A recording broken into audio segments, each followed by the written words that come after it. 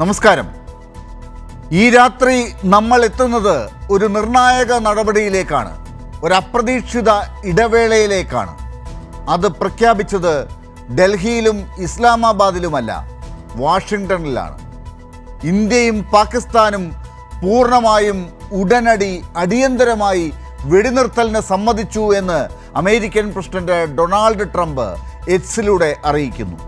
എന്നാൽ തോക്കുകൾ നിശബ്ദമാകുമ്പോൾ വലിയ ചോദ്യങ്ങൾ അതിലും ഉച്ചത്തിൽ ഉയരുകയാണ്. അല്പം മണിക്കൂറുകൾക്ക് മുൻപാണ് പാകിസ്ഥാൻ ജമ്മു കാശ്മീരിലെ സ്കൂളുകൾ, ആശുപത്രികൾ, വീടുകൾ എന്നിവയെല്ലാം ലക്ഷ്യമാക്കി ആക്രമണം നടത്തിയത്. മിസൈലുകളും ഡ്രോണുകളും യുദ്ധഭൂമിയിൽ മാത്രമല്ല, വ്യാജവാർത്താ യുദ്ധത്തിനും ആയുധമായി മാറിയിട്ടുണ്ടായിരുന്നു. ഇന്ത്യയുടെ വ്യോമതാവളങ്ങൾ തകർത്തു, പവർ ഗ്രിഡ് തകർത്തു എന്ന് പാകിസ്ഥാൻ വ്യാജ പ്രചാരണങ്ങൾ ഇന്ത്യ ഉപഗ്രഹ ചിത്രങ്ങളും സാങ്കേതിക തെളിവുകളും ഉപയോഗിച്ച് തെളിവോടെ അത് തള്ളിക്കളഞ്ഞു. ഇന്ത്യ ശക്തമായ പ്രതികരണമാണ് നൽകിയത്. എന്നാൽ ഇപ്പോൾ കടന്നു വന്ന വെടിനിർത്തൽ യഥാർത്ഥത്തിൽ ഒരു സമാധാന മുന്നേറ്റമാണോ, അതോ താൽക്കാലികമായ ഒരു തന്ത്രപരമായ ഇടവേള മാത്രമോ? അമേരിക്കയുടെ സ്റ്റേറ്റ് സെക്രട്ടറി മാർക്കോ റൂബിയോയുടെ മധ്യസ്ഥതയുടെ അടിസ്ഥാനത്തിൽ പടുത്തുയർത്തുന്ന സമാധാനം ആഭ്യന്തരമായ പരിഹാരങ്ങളില്ലാതെ നിലനിൽക്കുമോ? അതേസമയം ഭീകരവാദികളെ ഇക്കാലം അത്രയും മറഞ്ഞു നിന്ന് സംരക്ഷിക്കുകയായിരുന്നെങ്കിൽ പാകിസ്ഥാൻ അതിപ്പോൾ ഔദ്യോഗിക നയമായി മാറ്റിയിട്ടുണ്ട്. ഈ വെടിനിർത്തൽ പഹൽഗാമിലൂടെ ഇന്ത്യയുടെ മാഞ്ഞുപോയ സിന്ദൂരത്തിന് മറുപടിയാകുമോ? ഇത് ശാശ്വതമായ പരിഹാരമോ, അതോ ഒരു ഇടവേള മാത്രമോ? അതിരുവിട്ട പാകിസ്ഥാനെ അയവില്ലാതെ നേരിട്ട ഇന്ത്യയിൽ യുദ്ധനാദങ്ങൾ താൽക്കാലികമായി നിശബ്ദമാകുമ്പോഴും പഹൽഗാമിൽ ഏറ്റ മുറിവുകൾ ചികിത്സിക്കപ്പെടാതെ തുടരുമ്പോഴും നമ്മൾ ചോദിക്കുന്നു, ഇന്ത്യ പാക് സമാധാനത്തെ യഥാർത്ഥത്തിൽ നിയന്ത്രിക്കുന്നത് ആരാണ്? ചർച്ചയിൽ ചേരുന്നവർ CPIM കേന്ദ്ര കമ്മിറ്റി ക്ഷണിതാവ്, രാജ്യസഭയിലെ CPIMന്റെ നേതാവ് ഡോക്ടർ ജോൺ ബ്രിട്ടാസ് അല്പസമയം നമ്മളോടൊപ്പം ഉണ്ടാകും. മുൻ നയതന്ത്ര വിദഗ്ധൻ MK Bhadrakumar, brigadier doctor Mohanan Pillai, വിദേശകാര്യ വിദഗ്ധനും അധ്യാപകനുമായ AM ഷിനാസ് എന്നിവർ. ഏറ്റവും ആദ്യം ശ്രീ MK ഭദ്രകുമാർ, താങ്കളിലേക്കാണ്. ഈ ചർച്ച നമ്മൾ ആദ്യം ആലോചിച്ച ഘട്ടത്തിലുണ്ടായ ഒരു സ്ഥിതിവിശേഷമല്ല ഇപ്പോൾ. ഇന്ത്യ പാക് സമാധാനത്തെ യഥാർത്ഥത്തിൽ നിയന്ത്രിക്കുന്നത് ആരാണ് ഈ കാശ്മീരിൻ്റെ പശ്ചാത്തലത്തിൽ എന്നുകൂടി ചോദിക്കേണ്ടി വരുന്ന ഒരു സാഹചര്യം ഇപ്പോൾ ഉണ്ടായിട്ടുണ്ട്. താങ്കൾ എങ്ങനെ വിലയിരുത്തുന്നു ഈ വെടിനിർത്തലിനെ? ലാൽ പറഞ്ഞതോട് ഞാൻ ഒരു പരിധിവരെ എഗ്രി ചെയ്യുന്നു. പക്ഷേ മനസ്സിലിരുത്തേണ്ട ഒരു കാര്യമുണ്ട്, എല്ലാ കാലങ്ങളിലും അമേരിക്ക ഒരു ഫാക്ടറായിരുന്നു എന്നുള്ളതാണ്. ഇന്ത്യ പാകിസ്ഥാൻ യുദ്ധങ്ങൾ ഉണ്ടാകുമ്പോഴും അവർ തമ്മിൽ വലിയ ടെൻഷൻസ് കാസ്കേഡ് ചെയ്യുന്ന സമയങ്ങളിലും അമേരിക്കൻ മധ്യസ്ഥത എല്ലാ കാലങ്ങളിലും ഉണ്ടായിരുന്നു. ഞാനത് വളരെ ആധികാരികമായിട്ട് പറയാം. അത് നമ്മുടെ ഒഫീഷ്യലായിട്ടുള്ള നയം മധ്യസ്ഥത ഇന്ത്യക്ക് സ്വീകാര്യമല്ല എന്നാണെങ്കിൽ തന്നെയും ഇത് ഒരു നഗ്ന യാഥാർത്ഥ്യമായിരുന്നു എല്ലാ കാലങ്ങളിലും. അപ്പോൾ അതുകൊണ്ട് പണ്ട് നടന്നിരുന്ന ഇതിൻ്റെ തുടർച്ചയായിട്ടാണ് ഞാൻ കാണുന്നത്. ഇത് വിലയിരുത്തിയത് ചില ചോദ്യങ്ങൾ ലാൽ പറഞ്ഞത് വാസ്തവത്തിൽ അത് വളരെ കൃത്യമായിട്ട് ചർച്ച ചെയ്യപ്പെടേണ്ട ചോദ്യങ്ങളാണ്. അതാണ് പ്രധാനമായിട്ടുള്ള കാര്യം. അമേരിക്കയുടെ മധ്യസ്ഥത, എൻ്റെ വ്യക്തിപരമായിട്ടുള്ള അഭിപ്രായത്തിൽ ഈ മധ്യസ്ഥത അമേരിക്ക ഏറ്റെടുത്തത് ഒരു നന്നായി എന്നുള്ളതാണ്. എന്ന് വെച്ചാൽ ഈ യുദ്ധം പോകുന്ന അതും വേണമെങ്കിൽ നമുക്ക് ചർച്ച ചെയ്യാം. യുദ്ധം പോകുന്ന ആ രീതി കണ്ടിടത്തോളം വലിയ ഉത്കണ്ഠയുണ്ടാക്കുന്ന ഒരു സംഭവങ്ങളാണ് നടന്നിരുന്നത് കഴിഞ്ഞ 2-3 ദിവസങ്ങളിൽ. ഈ ഒരു യുദ്ധം തുടർന്നു പോവുകയാണെങ്കിൽ തന്നെയും എന്താണ് അതിൻ്റെ ഒബ്ജക്റ്റീവ്സ്? ഒരു യുദ്ധം തുടങ്ങുന്ന സമയത്ത് അതിൻ്റെ ഒരു ഒബ്ജക്റ്റീവ്സ് കാണണമല്ലോ നമ്മൾക്ക്. ഇപ്പോൾ അങ്ങനെയുള്ള ഒബ്ജക്റ്റീവ്സ് അല്ല കാണുന്നത്. ചുമ്മാതെ അങ്ങോട്ടും ഇങ്ങോട്ടും ശത്രുതാ മനോഭാവം പൊട്ടിത്തെറിക്കുന്നു. അതാണ് നമ്മൾ കണ്ടത്. അപ്പോൾ അതൊരു ഒബ്ജക്റ്റീവ്സ് ആകുന്നില്ല. പിന്നെ നമ്മൾ ചില അനുമാനങ്ങളുണ്ടായിരുന്നു നമ്മളുടെ മനസ്സിൽ ഇത് തുടങ്ങുന്ന സമയത്ത്. പാകിസ്ഥാൻ്റെ സൈനിക ശേഷിയെക്കുറിച്ചും അവരുടെ തന്ത്രങ്ങളെക്കുറിച്ചും അത് പലതും പാഴിച്ചുപോയി. അത് വളരെ വ്യക്തമാണ്. അപ്പോൾ അതുകൊണ്ട് ഇത് ഞാൻ തിരിച്ചു വരാം ഇതിലോട്ട്. പക്ഷേ തുടക്കത്തിൽ തന്നെ പറയാം, ഇത് അമേരിക്കയിലെ കൗൺസിൽ ഫോർ ഫോറിൻ റിലേഷൻസിൽ ഈ ഇന്ത്യ തെക്കേ ഏഷ്യയിലെ ഏറ്റവും പ്രധാനപ്പെട്ട മുൻപന്തിയിൽ നിന്നിരുന്നുള്ള ഒരു തിങ്ക് ടാങ്ക് ഉണ്ടായിരുന്നു. അദ്ദേഹം മരിച്ചുപോയി, സ്റ്റീഫൻ കോഹൻ. അദ്ദേഹം ഒരു തവണ അദ്ദേഹത്തിൻ്റെ പുസ്തകത്തിൽ അദ്ദേഹം വിശേഷിപ്പിച്ചത് ഇതൊരു 100 years വാർ എന്നാണ്, ഇന്ത്യ പാകിസ്ഥാൻ യുദ്ധം. അപ്പോൾ 100 years വാർ എന്ന് പറഞ്ഞാൽ ഇനി ഏതാണ്ട് 2047 വലിയ നമുക്ക് കാത്തിരിക്കേണ്ടി വരും ഈ യുദ്ധം തീരാനായിട്ട്. അത് ഒരു എക്സാജറേറ്റഡ് ഫോമിൽ ഞാൻ പറയുന്നതാണ്. ഇതൊരു സമാപ്തിയിലെത്തിയെന്നുള്ളത് എനിക്ക് പറയാൻ വിഷമമുണ്ട്. ഇത് താൽക്കാലികമായിട്ട് സസ്പെൻഡ് ചെയ്തിരിക്കുകയാണ്, ഈ അനിമോസിറ്റി, ആൻറ്റാഗണിസം. അത് കൈകാര്യം ചെയ്ത രീതികളും രണ്ട് കക്ഷികളും കൈകാര്യം ചെയ്യുന്ന രീതിയും കണക്കിലെടുക്കുമ്പോൾ അത് വളരെ വ്യക്തമാവുന്നുണ്ട്. പിന്നെ അതിലും ഏറ്റവും പ്രധാനപ്പെട്ട ഒരു വിഷയം, ഈ ആഭ്യന്തര രംഗത്ത് ഇത് എന്തെല്ലാമാണ് ഇതിൻ്റെ പ്രത്യാഘാതങ്ങൾ ഉണ്ടാകാൻ പോകുന്നതെന്നുള്ളത് നമ്മൾ കാണണം. നമ്മൾക്ക് ബാലക്കോട്ടിൻ്റെ അനുഭവമുണ്ട്. അതിൻ്റെ തുടർന്ന് വന്ന തിരഞ്ഞെടുപ്പിൽ അതൊരു വലിയ ഘടകമായി. അപ്പം ആ രീതിയിലുള്ള ഒരു ഇലക്ടറൽ പോളിറ്റിക്സ് ഇന്ത്യയിൽ ഈ കാലങ്ങളിൽ ഉണ്ടായിട്ടുണ്ട്.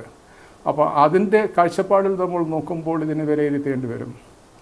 അതും ഒരു പ്രധാനപ്പെട്ടതാണ്. എന്ന് വെച്ചാൽ എൻ്റെ അഭിപ്രായത്തിൽ വളരെ വിചിത്രമായിട്ടുള്ള ഒരു നിലപാടാണ് ഇന്ത്യയുടെ പ്രതിപക്ഷ കക്ഷികൾ എടുത്തത്. അവർ എന്താണത് അവരോട് സർക്കാരിൻ്റെ ഭാഗത്തു നിന്നും ഉപദേശിച്ചത്, ഏത് രീതിയിലാണ് ഇതിനെ അവതരിപ്പിച്ചത് എന്നുള്ളതൊന്നും നമുക്കറിയില്ല. പക്ഷേ അവരുടെ ഇതിൽ നിന്നും ഉദാഹരണമായിട്ട് എടുക്കുകയാണെങ്കിൽ എനിക്ക് വളരെ വിചിത്രമായിട്ട് തോന്നിയ ഒരു കാര്യം, ഇതിലെ ഇന്ത്യയുടെ സ്പോക്സ്മാനായിട്ട് ടെലിവിഷൻ ചാനലുകളിലും ഇൻ്റർനാഷണൽ ലെവലിലും അപ്പിയർ ചെയ്യുന്നത് നമ്മുടെ തിരുവനന്തപുരത്തെ കോൺഗ്രസ് MP ആണ്. അപ്പോൾ ഇത് എന്താണെന്ന് മനസ്സിലാകുന്നില്ല ഇതിൻ്റെ കാര്യങ്ങളൊക്കെ. അപ്പോൾ ഇത് ഉറപ്പ് കൊടുത്തിട്ടുണ്ടോ, ഇത് ഈ രാഷ്ട്രീയ രംഗത്ത്, ഇന്ത്യൻ രാഷ്ട്രീയ രംഗത്ത് ചലനങ്ങൾ ഉണ്ടാക്കാൻ ഉള്ള ഒരു കരുവായിട്ട് ശ്രമിക്കുകയില്ല എന്ന് വാക്ക് കൊടുത്തിട്ടുണ്ടോ? അവരേത് രീതിയിലാണ് ഇത് കാണുന്നത്? അതോ അമേരിക്കക്കാർ ഇവരുടെ ഉപദേശിച്ചോ മിണ്ടാതിരിക്കുക? കമാന്നൊരക്ഷരം ആരും മിണ്ടിയിട്ടുമില്ല. അപ്പോൾ നമ്മളൊക്കെ എന്താണ്, നമ്മുടെ പബ്ലിക് ഒപ്പീനിയൻ എന്ന് പറഞ്ഞാൽ എന്താണ്?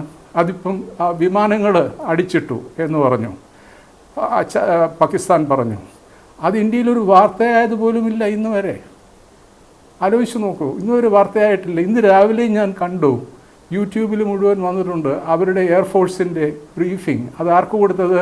ഫോറിൻ മിലിറ്ററി അറ്റാഷേസ്, ഇസ്ലാമാബാദിലുള്ള ബ്രീഫിംഗ്. അതിലെന്തെല്ലാമാണ് അത് പറഞ്ഞിരിക്കുന്നത്? 46 ഇന്ത്യൻ പ്ലെയിൻസ് രാത്രി അവർ അണിനിരത്തിയെന്ന് നമ്മൾ അതിർത്തിയിൽ അവരെ ആക്രമിക്കാനായിട്ട്.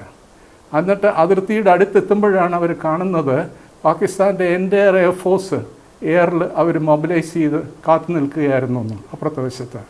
എന്നിട്ട് അവരവകാശപ്പെടുന്നത് ഒരു 25 വിമാനങ്ങളെങ്കിലും ഞങ്ങൾക്ക് വെടിവെക്കാൻ താഴെയിടാൻ പറ്റുമായിരുന്നു. പക്ഷേ തുടക്കമായതുകൊണ്ട് ഞങ്ങൾ ചെയ്തില്ല, 5 മാത്രം ഒതുക്കി. ഇവിടെ അത് വാർത്തയായിട്ടില്ല. അപ്പോൾ ഇതൊക്കെ ഒരു ചർച്ചാ വിഷയമാണ്ട ഒരു കാര്യമാണ്. ഒരു മെച്യൂർ പവറല്ലേ ഇന്ത്യ, ഒരു എമർജിങ് പവർ എന്ന് പറയുന്നു. ചിലർ അവകാശപ്പെടുന്നു ഒരു സൂപ്പർ പവർ ആകാൻ പോകുന്നു. ഇതിൻ്റെ പെരുമാറ്റച്ചിട്ടകളൊക്കെ എന്താണ്? അതും അവലോകനം ചെയ്യണ്ടേ? പൊതുജനങ്ങൾക്ക് സംബന്ധിച്ചിടത്തോളം അവരെയൊക്കെ ഈ ക്രിക്കറ്റ് കളിക്കുന്ന പോലെയുള്ള ഒരു രംഗമായിട്ട് ഇത് മാറ്റിയിരിക്കുകയായിരുന്നു. അവരൊക്കെ ഇവിടെ കൈയടിക്കുകയും ബഹളവുമാണ്. പത്രങ്ങൾ വരുന്നതും ടെലിവിഷനിൽ വരുന്നതും അതുപോലെ പത്രങ്ങളുടെ മീഡിയയുടെ ഉത്തരവാദിത്വ ബോധം ഒട്ടും കാണിക്കാതെയാണ് മീഡിയ ഇത് ഹാൻഡിൽ ചെയ്തത്. വളരെ ഇമ്മെച്യൂരിറ്റിയാണ് ഇത് കാണിച്ചിരിക്കുന്നത്. അപ്പം ഇതൊക്കെ കൊണ്ട് എൻ്റെ അഭിപ്രായത്തിൽ ചുരുക്കത്തിൽ ഞാൻ പറഞ്ഞാൽ ഈ സീസ്ഫയർ വന്നത് വളരെ നന്നായി. എന്ത് കാരണത്താലാണെങ്കിലും ആരിടപെട്ടിട്ടാണെങ്കിലും സീസ്ഫയർ വന്നത് നന്നായി എന്നാണ് ശ്രീ MK ഭദ്രകുമാർ പറയുന്നത്. ഞാൻ തുടക്കത്തിൽ ഇത് മാത്രം എടുക്കുന്നു. ഇപ്പോൾ ശ്രീ MK ഭദ്രകുമാറിൽ നിന്ന് ഞാൻ മറ്റുള്ളവരിലേക്ക് ഒന്ന് പോയിട്ട് വരാം. ഡോക്ടർ മോഹനൻ പിള്ള, നമുക്ക് അത്യാവശ്യമായി വേണ്ട ഒരു ഒബ്ജക്റ്റീവ് എന്ന് പറയുന്നത്, നേരത്തെ ശ്രീ MK ഭദ്രകുമാർ പറയുന്നുണ്ടായിരുന്നു ഒബ്ജക്റ്റീവ്സിനെ കുറിച്ച്. നമുക്കൊരു ഒബ്ജക്റ്റീവ് ഉണ്ടായിരുന്നത്, നമുക്ക് ആ പഹൽഗാമിൽ മറുപടി ഒരു ഓപ്പറേഷൻ സിന്ദൂർ നമ്മൾ തുടങ്ങി വച്ചിരിക്കുകയാണ്. ആ ഓപ്പറേഷൻ സിന്ദൂറിനൊരു റിസൾട്ട് ഉണ്ടാകണമായിരുന്നു. അതിപ്പോൾ നമ്മൾ സംസാരിക്കുന്നില്ല. ഈ പറയുന്ന വെടിനിർത്തൽ കൊണ്ട് നമുക്കെന്താണ് പഹൽഗാമിന് കിട്ടിയ മറുപടി, കൊടുത്ത മറുപടി?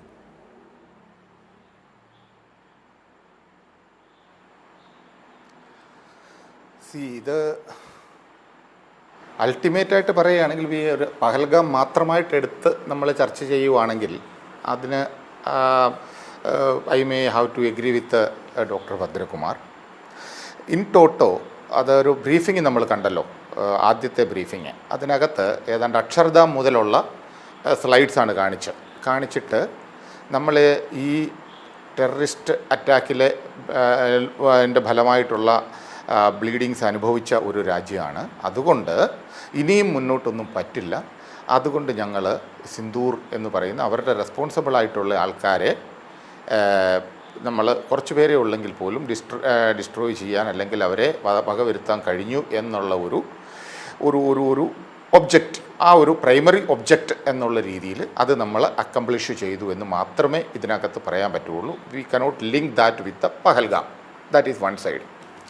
സെക്കൻഡ്, ഇപ്പോൾ നടന്നതിൻ്റെ advantage or disadvantage, cease fire of course, cease fire നടന്നതിൻ്റെ മെയിൻ കാരണം ഞാൻ പറഞ്ഞു തരാം. സീസ് ഫയർ ഈ സമയത്ത് ഏറ്റവും അത്യാവശ്യം എന്ന് പറയുന്നത്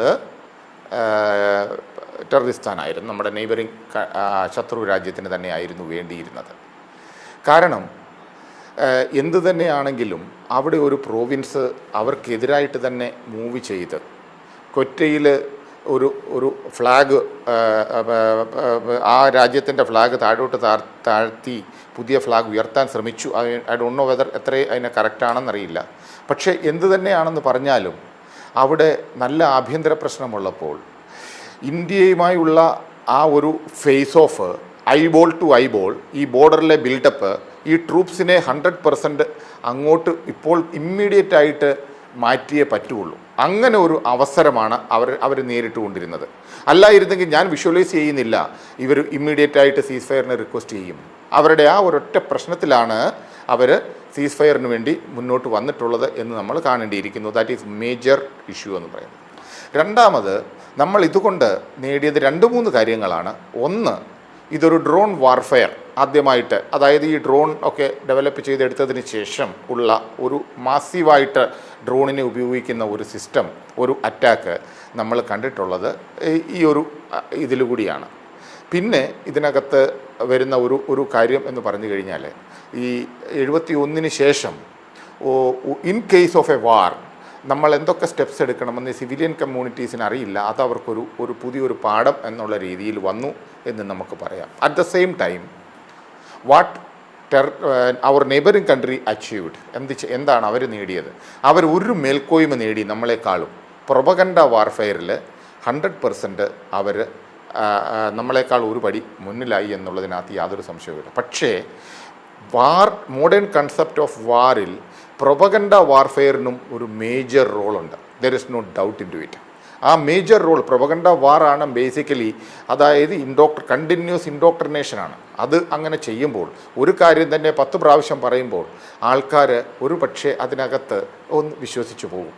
നമ്മളും പ്രൊപഗണ്ട വാറിൽ പുറകിലായിരുന്നില്ല. പക്ഷേ ചില കാര്യങ്ങൾ, ഓഫ് കോഴ്സ്, നമ്മൾ ഇതുവരെ ഒരു മീറ്റിങ്ങിലും പൈലറ്റിനെ ക്യാപ്ചർ ചെയ്തെന്നോ അല്ലെങ്കിൽ അവരെ അതിനെക്കുറിച്ചിട്ടൊന്നും പറയുന്നേ ഇല്ല. ഇടയ്ക്ക് ഇൻ ബിറ്റ്വീൻ ഇറ്റ് കെയിം.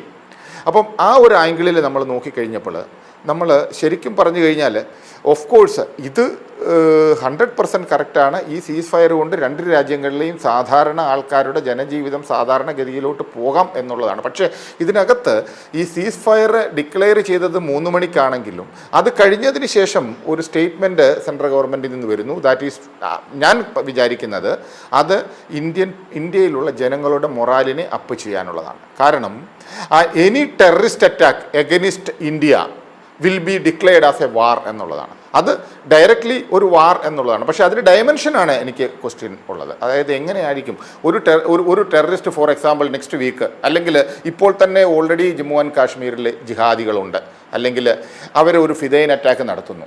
അപ്പോൾ ഇമ്മീഡിയറ്റ് ആയിട്ട് നമ്മൾ ടെററിസ്ഥാനെതിരായിട്ട് വാർ ഡിക്ലെയർ ചെയ്യാൻ പറ്റുമോ? അതിൻ്റെ ഡയമെൻഷൻസ് എന്താണ്? അതിൻ്റെ മാനങ്ങൾ എന്തൊക്കെയാണ്? അതുപോലെ തന്നെ day after tomorrow only we will come to know about what are the conditions എന്ന് പറയുന്നത്. അപ്പം ഈ കണ്ടീഷൻസിൽ ഇൻഡസ് വാലിയിൽ അവർ ഒരു കാരണവശാലും ഇൻഡസ് വാലിയിൽ നിന്ന് പുറകോട്ട് പോകാനായിട്ട് സമ്മതിക്കില്ല. ഒരു പക്ഷേ മീഡിയേറ്ററായിട്ട് വന്നിട്ടുള്ള രാജ്യം ഇൻവിസിബിൾ ആണെങ്കിൽ പോലും, അവർ വിസിബിൾ അല്ലെങ്കിൽ പോലും, അഥവാ ആണെങ്കിൽ അവർ അവരുടെ ഇൻഫ്ലുവൻസിൽ നിന്ന്, അവരുടെ ക്ലച്ചസിൽ നിന്ന് നമുക്ക് വെളിയിൽ വരാൻ പറ്റാത്ത ഒരവസ്ഥ ഉണ്ടെങ്കിൽ അതൊക്കെ നമ്മൾ അംഗീകരിച്ചു കൊടുക്കേണ്ടി വരും.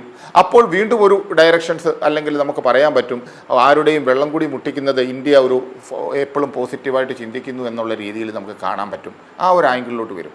പക്ഷേ ഞാനിതിനകത്ത് വിചാരിക്കുന്നത് ശരിക്കുമുള്ള കണ്ടീഷൻ, ടേംസ് ആൻഡ് കണ്ടീഷൻ വരുവാണെങ്കിൽ we should get back those terrorist, Azhar മസൂദോ അല്ലെങ്കിൽ അതുപോലെയുള്ള ഇമ്പോർട്ടൻ്റ് ആയിട്ടുള്ള ടെററിസ്റ്റുകളെ ഇന്ത്യക്ക് ഹാൻഡ് ഓവർ ചെയ്യാനുള്ള ഒരു എഗ്രിമെൻറ്റ് വെക്കുകയാണെങ്കിൽ, ആ കണ്ടീഷനിൽ സീസ് ഫയർ വരികയാണ് എന്നുണ്ടെങ്കിൽ നമ്മൾ പഹൽഗാമിന് മറുപടി കൊടുത്തു എന്ന് പറയാൻ 100% പറയാൻ പറ്റും. നേരെ മറിച്ച് ഒരു മേയർ ഐവാഷ് എന്നുള്ള രീതിയിൽ ഓക്കെ ശരി ഞങ്ങൾ ജയിച്ചു എന്നുള്ള രീതിയിൽ അവർ, അതുപോലെ തന്നെ ഞാൻ പറഞ്ഞല്ലോ പ്രൊപഗണ്ട വാർഫെയറിൽ ആ ഒരു ആംഗിളിൽ അവർ വിട്ടു. But one thing is very certain, because this time we never crossed the air space of the enemy country. ഒരിക്കലും എയർ സ്പേസ് ക്രോസ് ചെയ്യാതെ ഉള്ള ഒരു വാർഫെയർ ആയിരുന്നു. അത് നമ്മൾ അംഗീകരിച്ചേ പറ്റുള്ളൂ. ആ ഒരു രീതിയിൽ ഉണ്ടായിരുന്നു എന്ന് മാത്രം. താങ്കളിലേക്കും വരാം. അതിനു മുമ്പ് നമുക്കിപ്പോൾ ഡോക്ടർ ജോൺ ബ്രിട്ടാസ് MP നമ്മളോടൊപ്പം ടെലിഫോൺ ലൈനിൽ ചേർന്നിട്ടുണ്ട്. അദ്ദേഹം അല്പം തിരക്കിലാണ്, അല്പസമയം മാത്രമേ നമുക്ക് തന്നിട്ടുള്ളൂ. അതുകൊണ്ട് അദ്ദേഹത്തിലേക്കൊന്ന് പോയിട്ട് ഞാൻ ആ ഫോണിലേക്ക് ഒന്നുകൂടെ പോവുകയാണ്, ശ്രമിക്കുകയാണ്. ആ ഫോണിന് ഒരു അല്പ പ്രശ്നമുണ്ട് ഇപ്പോൾ. ഞാൻ ശ്രീനാസ് അങ്ങയിലേക്ക് വരുന്നതിന് മുമ്പ് ജോൺ ബ്രിട്ടാസിലേക്ക് തന്നെ വരാൻ പറ്റും എന്നാണ് കരുതുന്നത്. അദ്ദേഹത്തെ ഫോണിൽ ശ്രമിച്ചുകൊണ്ടിരിക്കുകയാണ്. എന്നാലും ശ്രീനാസ്, ഞാൻ അങ്ങയിലേക്കുള്ള ചോദ്യം ഇത് തന്നെയാണ്, എല്ലാവരിലേക്കും വരുന്ന ചോദ്യം ഇത് തന്നെയാണ്. ഇപ്പോൾ ഈ വെടിനിർത്തൽ ഉണ്ടായിരിക്കുന്നത് ഏത് രീതിയിൽ നമ്മൾ അതിനെ കാണണം എന്നതാണ് ചോദ്യം. ശ്രീ ഷിനാസ്, ഞാൻ താങ്കളിലേക്ക് ആ ചോദ്യം വെക്കുന്നു.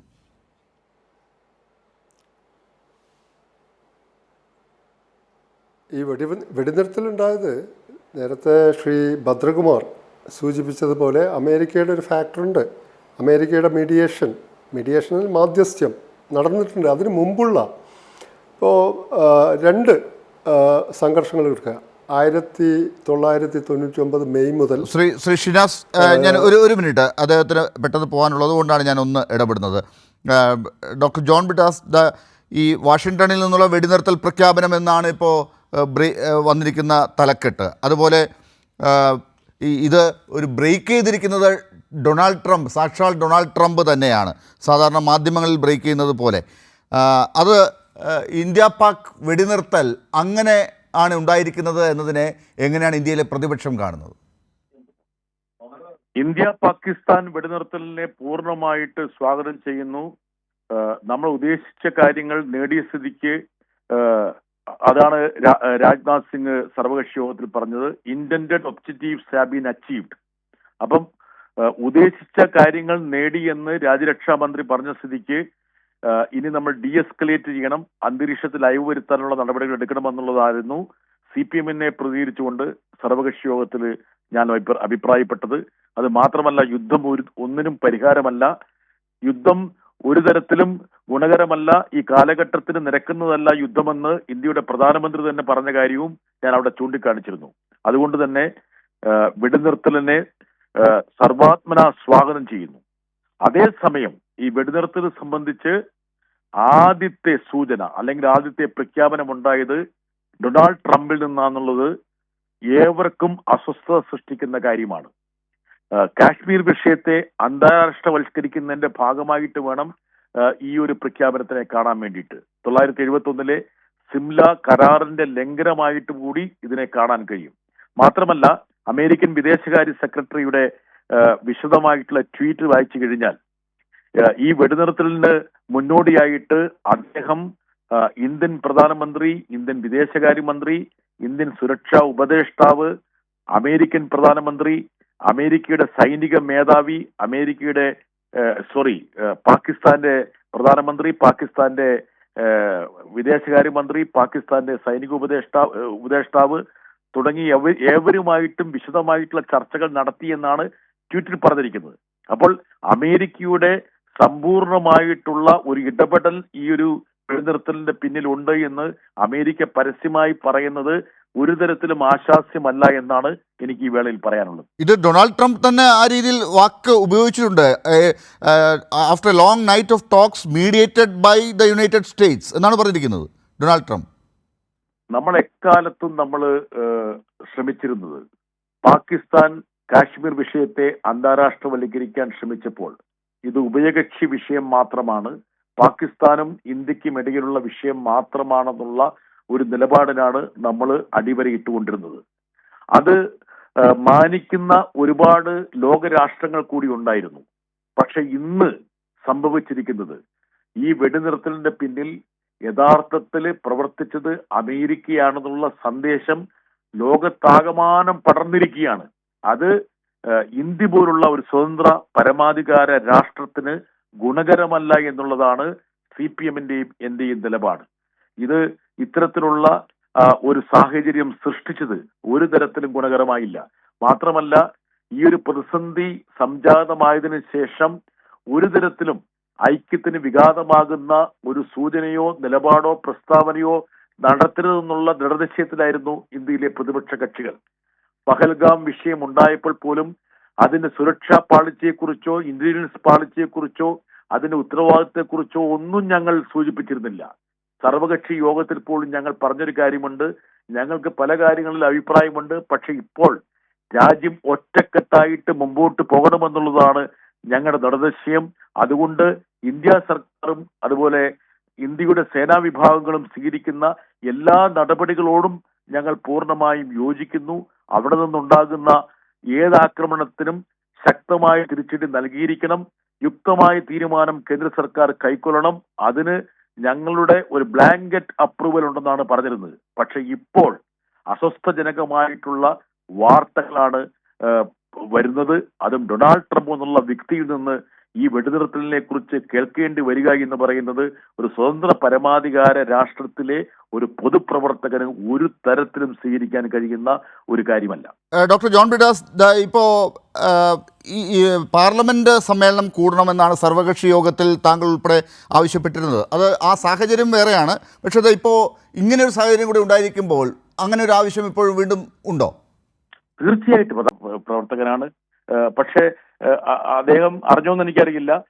സർവകക്ഷി യോഗത്തില് ഈ ഡീഎസ്കലേഷനെ കുറിച്ചും യുദ്ധമുണ്ടാക്കാൻ പോകുന്ന ദുരിതത്തെക്കുറിച്ചും അതെന്തുകൊണ്ട് നമുക്ക് അഭികാമ്യമല്ല എന്നും ഈ വിഷയം അന്താരാഷ്ട്രവൽക്കരിക്കുന്ന ഗുണകരമല്ല എന്നും പറഞ്ഞത് CPM-നെ പ്രതികരിച്ച് ആ യോഗത്തിൽ പങ്കെടുത്ത ഞാനാണ്. അത് ഒരുപക്ഷെ ഞാനത് പറഞ്ഞത് യുദ്ധം വേണ്ടതില്ല, ഗുണകരമല്ല എന്ന് ഞാൻ പറഞ്ഞതിനെ പോലും വക്രീകരിച്ച് സംഘ്പരിവാർ ഹാൻഡിലുകളിലൂടെ വിദ്വേഷ പ്രചരണത്തിന് ഉപയോഗിച്ചു എന്നുള്ള കാര്യം കൂടി ബഹുമാനപ്പെട്ട ഭദ്രകുമാർ ഒന്ന് ശ്രദ്ധിക്കണമെന്നൊരു അപേക്ഷയുണ്ട്. എന്താ കാരണം എന്ന് വെച്ചാൽ ഒരു വ്യത്യസ്തമായ ഒരു നിലപാട് സ്വീകരിച്ചത് CPM-ആണ്. ആ നിലപാടാണ് യഥാർത്ഥത്തിൽ ശരിയെന്നുള്ളത് ഇന്ന് രാജ്യം അംഗീകരിച്ചു.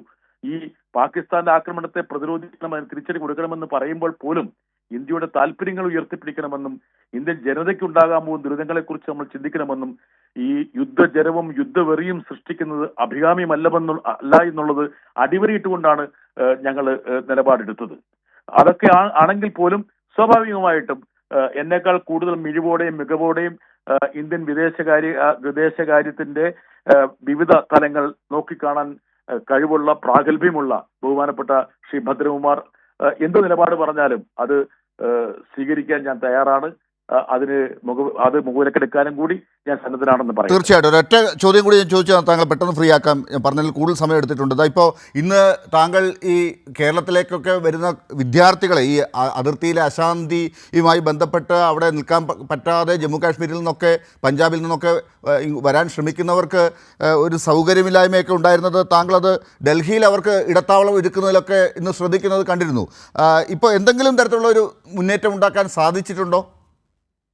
അതായത് നമ്മൾ വിചാരിക്കുന്നതിനേക്കാൾ കൂടുതൽ മലയാളി വിദ്യാർത്ഥികളാണ് ഈ പറഞ്ഞ പാകിസ്ഥാനി ഷെല്ലാക്രമണത്തിന്റെ പശ്ചാത്തലത്തിൽ പഞ്ചാബിൽ നിന്നും ജമ്മു കാശ്മീരിൽ നിന്നും നമ്മൾ ഡൽഹിയിലേക്ക് വന്നത്. ഒരുപക്ഷെ ഇത്രയും വിദ്യാർത്ഥികൾ അവിടെയൊക്കെ പഠിക്കുന്നുള്ള കാര്യം എനിക്ക് ആദ്യമായിട്ടാണ് അറിവ്. ഇപ്പൊ ഒരു 400-500 വിദ്യാർത്ഥികളെങ്കിലും ഞാനിന്ന് കണ്ടിട്ടുണ്ട്. ഇന്നലെ രാത്രി വരെ കണ്ടിട്ടുണ്ട്. അതുപോലെ ഒരുപാട് വിദ്യാർത്ഥികൾ പല സ്ഥലങ്ങളിൽ നിന്നും ജമ്മുവിലേക്ക് എത്തിയിട്ടുണ്ട്. അവർക്കെല്ലാം നമ്മൾ സൗകര്യങ്ങൾ ഒരുക്കി കൊടുത്തു. ഒരുപക്ഷെ അവരുടെ സുരക്ഷയാണ് നമ്മുടെ ഏറ്റവും പ്രധാനപ്പെട്ട ഘടകം. ഇനി അവർക്കൊക്കെ തിരിച്ചു പോകാനുള്ളൊരു സാഹചര്യമുണ്ട്, അവർ തിരിച്ചു പോകണമെന്നുള്ളതാണ്. പക്ഷെ 17-ാം തീയതി വരെ അവർക്ക് അവധി നൽകി എന്നുള്ളത് കൊണ്ട് വേണമെങ്കിൽ അവർ നാട്ടിൽ പോയിട്ട് അവരുടെ മാതാപിതാക്കളെ കണ്ട് അവരെയും കൂടി ആശ്വസിപ്പിച്ച് ആ ഒരു സ്നേഹത്തിന് പാത്രമായിട്ട് തിരിച്ചു പോയിക്കോട്ടെ എന്നുള്ളതാണ് ഞങ്ങളുടെ കൈക്കൊണ്ട തീരുമാനം. അതുകൊണ്ട് തന്നെ പലരെയും ഞങ്ങൾ ഇന്ന് തീവണ്ടിയിൽ കയറ്റി വിട്ടിട്ടുണ്ട്. ഇനി അഥവാ ആരെങ്കിലും വരുവാണെങ്കിൽ അവരെ സ്വീകരിക്കാനും ഞങ്ങൾ സന്നദ്ധമാണ്. ഒരുപക്ഷെ ഈ പ്രതിസന്ധിക്ക് ഒരു അയവ് വന്നിരിക്കുന്നു. അത് എല്ലാവർക്കും ആശ്വാസം പകരുന്ന കാര്യമാണ്. ഒരുപക്ഷെ കേരളത്തിലുള്ള ആൾക്കാർ ശ്രദ്ധിക്കാത്തൊരു കാര്യമുണ്ട്. ഈ യുദ്ധത്തിന്റെ അല്ലെങ്കിൽ ഈ യുദ്ധത്തിന്റെ സാധ്യതയെക്കുറിച്ചുള്ള ചർച്ച അല്ലെങ്കിൽ സംഘർഷത്തെ മുൻനിർത്തി ഈ മാധ്യമങ്ങൾ ഉണ്ടാക്കുന്ന വല്ലാത്തൊരു യുദ്ധവെറിയാണ് ഈ അതിർത്തി സംസ്ഥാനങ്ങളിൽ നിന്നുള്ള നമ്മുടെ വിദ്യാർത്ഥികളെ പോലും പലായനം ചെയ്യാൻ പ്രേരിപ്പിച്ചെന്നൊരു ഒരു ഘടകമുണ്ട്. മാത്രമല്ല ഇത് സൃഷ്ടിച്ചിരിക്കുന്ന മറ്റു ഒരുപാട് പ്രതിസന്ധികളുണ്ട്. ഇപ്പം ഉത്തർപ്രദേശിൽ നിന്നുള്ള സമാജ്വാദി പാർട്ടിയുടെ നേതാവ് രാം ഗോപാൽ യാദവ് എന്നോട് പറഞ്ഞ ഒരു കാര്യമുണ്ട്. അതായത് യുപിയിലെ ഗ്രാമങ്ങളിലൊക്കെ ഈ പൂഴ്ത്തിവെപ്പ് ആരംഭിച്ചിട്ട് നിത്യോപയോഗ സാധനങ്ങളുടെ വില ഇങ്ങനെ കുതിച്ചുയരുകയാണ്. ഇപ്പം എയർ ടിക്കറ്റ് തന്നെ, വിമാന ടിക്കറ്റ് തന്നെ 38% വർധനമാണ് ഈ കഴിഞ്ഞ 4 ദിവസം കൊണ്ട് ഉണ്ടായത്. അപ്പോൾ ഇതൊക്കെ ജനങ്ങൾക്കുണ്ടാകുന്ന ദുരിതത്തെക്കുറിച്ച്, അതുകൊണ്ടാണ് ഞാനൊരു ചർച്ചയിൽ പറഞ്ഞത് യുദ്ധം എന്തോ ലഡുവോ ജിലേബിയാണെന്നുള്ള ധാരണയിൽ ചർച്ച ചെയ്യുന്ന നമ്മുടെ മാധ്യമങ്ങൾക്ക് എന്തോ സംഭവിച്ചിരിക്കുന്നു. ഇതൊരു ഭ്രാന്തമായൊരു നിലപാടാണ്. ഇതിന് യുക്തിയില്ല, ഒരു തരത്തിലുള്ളൊരു ശാസ്ത്രമില്ല, വസ്തുതയില്ല. ഇതൊന്നുമല്ല മാധ്യമ ധർമ്മമെന്ന് ഞാൻ അടിവരയിടാൻ വേണ്ടി ശ്രമിച്ചത്.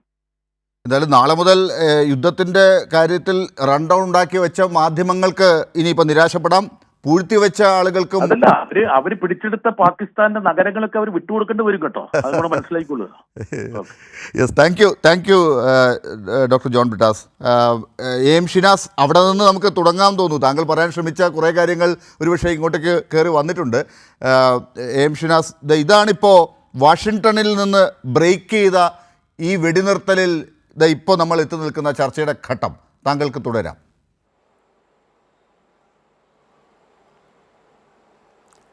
അതെ, ഞാൻ അതാണ് പറഞ്ഞു തുടങ്ങിയത്.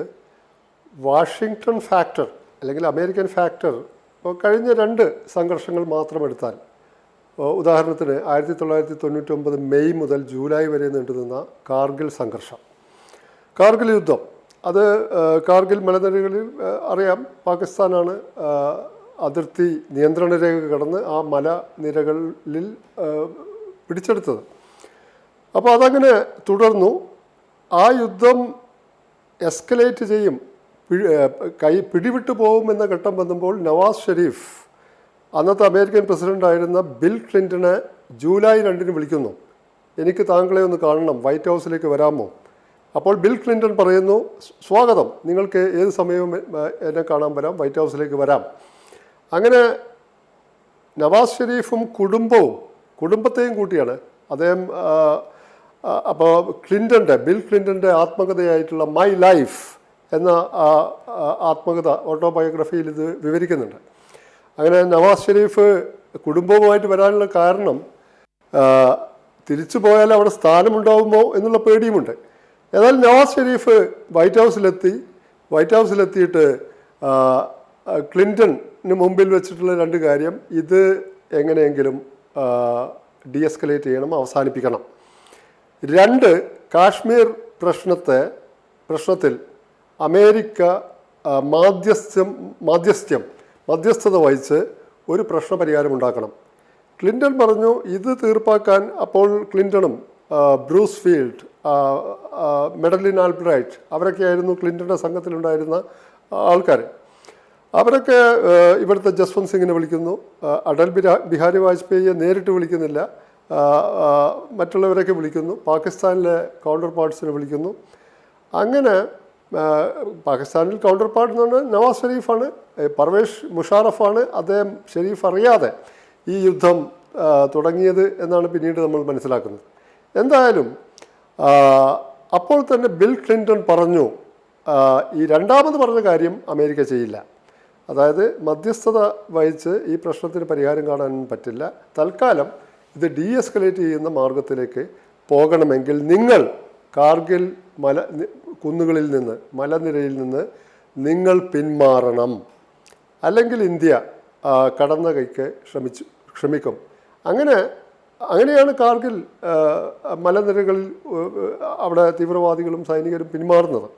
രണ്ടാമത്തെ സംഭവം അത് മൈക്ക് പോംപിയോയുടെ ഒരു ഓർമ്മക്കുറിപ്പുണ്ട്. 2023 ജനുവരിയിൽ പ്രസിദ്ധീകരിച്ച never give an inch fighting for the America I love. ഒരിഞ്ച് പോലും വിട്ടുകൊടുക്കരുത്, ഞാൻ സ്നേഹിക്കുന്ന അമേരിക്കയ്ക്ക് വേണ്ടിയുള്ള പോരാട്ടം എന്ന് മലയാളത്തിൽ വിവർത്തനം ചെയ്യാം. അപ്പോൾ 2019 ഫെബ്രുവരി 14 പുൽവാമയിലെ 40 സൈനികരെ ഭീകരവാദികൾ വധിച്ചത്. അതിന് മറുപടിയായി 2019 ഫെബ്രുവരി 26 ബാലക്കോട്ടിൽ സർജിക്കൽ സ്ട്രൈക്ക്, ജയ്ഷെ മുഹമ്മദിൻ്റെ ആസ്ഥാനം തകർക്കാൻ 12ഓളം മിറാഷ് വിമാനങ്ങൾ പോകുന്നത്. ഡോഗ് ഫൈറ്റ് ഉണ്ടാവുന്നു. ഡോഗ് ഫൈറ്റിൽ ഒരു മിഗ് വൈമാനികനെ പാകിസ്ഥാൻ പിടികൂടുന്നു. അങ്ങനെ അത് ആ രീതിയിൽ ബാലക്കോട്ട് ആക്രമണം നടക്കുന്നത് 26-നാണ്. 26-ന് രാത്രി മൈക്ക് പോംപിയോയും അന്നത്തെ US national security adviser John ബോൾട്ടണും വിയറ്റ്നാമിലെ ഹാനോയിലുണ്ട്. ആ വിയറ്റ്നാമിലെ ഹാനോയിൽ ഫെബ്രുവരി 27-28 വടക്കൻ കൊറിയയുമായി ആണവ ആയുധ ചർച്ച, ആണവ നിരായുധീകരണ ചർച്ച, അതിൻ്റെ ഉച്ചകോടി നടക്കാനിരിക്കുകയാണ്. അപ്പോഴാണ് രാത്രി മൈക്ക് പോംപിയോ എഴുതുന്നത് തൻ്റെ ഇന്ത്യൻ കൗണ്ടർ പാർട്ട് സ്വാഭാവികമായും ഇന്ത്യൻ വിദേശകാര്യമന്ത്രി സുഷമ സ്വരാജാണ്. സുഷമ സ്വരാജ് അർദ്ധരാത്രി വിളിക്കുന്നു, ഈ പാകിസ്ഥാൻ ആണവാക്രമണത്തിന് കോപ്പ് കൂട്ടുന്നുണ്ട് എന്ന ക്രെഡിബിൾ ആയിട്ടുള്ള ഇൻഫർമേഷൻ കിട്ടിയിട്ടുണ്ട്, ഞങ്ങളും അങ്ങനെ അവർ ശ്രമിച്ചാൽ ഞങ്ങളും ആ എസ്കലേറ്ററി മോഡിലേക്ക് പോവും. അപ്പോൾ ഈ സുഷമ സ്വരാജിനോട് മൈക്ക് പോംപിയോ പറയുന്നു, എനിക്ക് ഏതാനും സമയം തരൂ, പെട്ടെന്ന് കാര്യങ്ങൾ തീർപ്പാക്കാം. അങ്ങനെ മൈക്ക് പോംപിയോ ജോൺ ബോൾട്ടനെ വിളിക്കുന്നു. ഉടനെ തന്നെ പാകിസ്ഥാനിൽ കാര്യങ്ങൾ യഥാർത്ഥത്തിൽ നിയന്ത്രിക്കുന്ന പാകിസ്ഥാൻ തലവനെ വിളിച്ചു. അതായത് അന്നത്തെ പാക് സൈനിക മേധാവിയായിരുന്ന ഖമർ ജാവേദ് ബജ്വയെ വിളിക്കുന്നു. ബജ്വയോട് പറയുന്നു, നിങ്ങൾ ആണവാക്രമണം നടത്തിയാൽ ഇന്ത്യയും നടത്തും, അപ്പം നിങ്ങൾ അതിന് കോപ്പ് കൂട്ടുന്നുണ്ടോ? അതൊക്കെ തെറ്റാണ്, ആണവാക്രമണം നടത്തുന്നില്ല. അപ്പം ഇന്ത്യയും വിളിക്കുന്നു.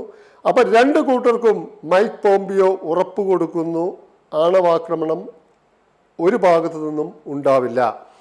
അങ്ങനെയാണ് ബാലക്കോട്ടിൽ 2019 പഹൽഗാം ബാലക്കോട്ട് പ്രശ്നം ഡീഎസ്കലേറ്റ് ചെയ്യപ്പെടുന്നത്. അപ്പം ഈ രണ്ട്, കാർഗിലാവട്ടെ അതേപോലെ ബാലക്കോട്ട് പുൽവാമയിലാവട്ടെ, അമേരിക്കൻ ഫാക്ടർ നന്നായി ഉണ്ടായിരുന്നു. അതുകൊണ്ട് ഇപ്പോൾ ഇന്ന് ഡൊണാൾഡ് ട്രംപും മാർക്കോ റൂബിയോയും പുറത്തുവിട്ട കാര്യങ്ങൾ അവിശ്വസിക്കേണ്ടതില്ല. തീർച്ചയായും അവിശ്വസിക്കുന്നില്ല എം ഷിനാസ്. അത് ആർക്കും അവിശ്വസിക്കേണ്ട കാര്യവുമില്ല. കാരണം അവർ നേരിട്ട് തന്നെ അവർ പറഞ്ഞിരിക്കുകയാണല്ലോ. MK ഭദ്രകുമാർ, ഇതിലെ അവിശ്വാസത്തിനേക്കാൾ കൂടുതൽ ഡൊണാൾഡ് ട്രംപ് അത് ഓപ്പണായി പറഞ്ഞിരിക്കുന്നു. അദ്ദേഹം ബ്രേക്ക് ചെയ്തിരിക്കുന്നു. ഇവിടെ ഇന്ത്യയിലത് പാകിസ്ഥാനോ അല്ലെങ്കിൽ ഇന്ത്യയോ അത് പറയേണ്ട സ്ഥാനത്താണ് ഡൊണാൾഡ് ട്രംപ് അത് സോഷ്യൽ മീഡിയയിലൂടെ പുറത്തേക്ക് വിട്ടിരിക്കുന്നത് എന്നുള്ളതാണ് ഇപ്പോഴത്തെ പ്രത്യേകത. ഒന്ന് ആളാവാൻ ശ്രമിച്ചതാണോ അതോ സത്യം പറഞ്ഞതാണോ എന്നൊക്കെയുള്ള സംശയങ്ങളൊക്കെ ഉണ്ടാകും. ഇത് വിദേശകാര്യ ശാസ്ത്രത്തിൽ ഇത് എങ്ങനെയാണ് വിശദീകരിക്കുക എന്നുള്ളത് രണ്ടാമത്തെ കാര്യം. പക്ഷെ വേറൊരു കാര്യം കൂടി താങ്കൾ നേരത്തെ പറഞ്ഞതിനകത്തുണ്ടല്ലോ. ഇവിടെ ഒരുപാട് ഉത്കണ്ഠ ഉണ്ടാക്കിയ കാര്യങ്ങളൊക്കെ ഈ മാധ്യമങ്ങളിലൂടെ താങ്കൾ കഴിഞ്ഞ ദിവസങ്ങളിലൊക്കെ കണ്ട കുറേ കാര്യങ്ങളുണ്ടല്ലോ. ഇനിയിപ്പോൾ അതൊക്കെ ചർച്ച ചെയ്യേണ്ട ഘട്ടമാണ്. പ്രതിപക്ഷവുമൊക്കെ അത് പറഞ്ഞു തുടങ്ങേണ്ട സമയമാണ്. ഇതിനെ ബീഹാറിലേക്ക് പോകുന്ന തെരഞ്ഞെടുപ്പിലേക്ക് ഉപയോഗപ്പെടുത്തുന്ന ഒരു ഘട്ടം ബാലക്കട്ടിൽ കണ്ടതുപോലെ ഇവിടെ ഇപ്പോൾ ഉപയോഗപ്പെടുത്തുന്നവർ ഉണ്ടാകാം.